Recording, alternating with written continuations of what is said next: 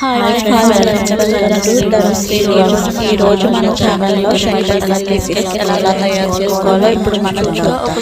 ముందుగా ఒక గ్లాస్ మైదా పిండి, ఒక గ్లాస్ పంచదార పొడి, 4 టేబుల్ స్పూన్లు బొంబాయి రవ్వ, చిటికెడు వంట సోడా వేసుకొని అందులో 4 టేబుల్ స్పూన్ల ఆయిల్ గోరువెచ్చగా చేసుకొని వేసుకోవాలి. వేసుకున్న పిండిని కలుపుకొని కొంచెం కొంచెంగా వాటర్ వేసుకొని చపాతీ పిండిలా కలుపుకోవాలి. కలుపుకున్న దానిని 20 నిమిషాల పాటు పక్కన పెట్టుకొని రెస్ట్ చేయాలి.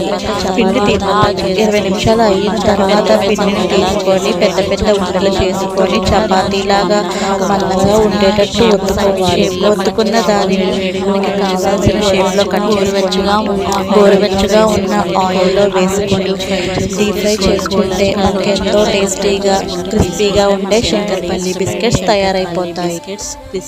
టేస్టీగా రెడీ అయిపోతాయి. మీకు ఈ వీడియో నచ్చినట్టయితే ప్లీజ్ సబ్స్క్రైబ్ చేసుకోండి, కామెంట్ చేయండి.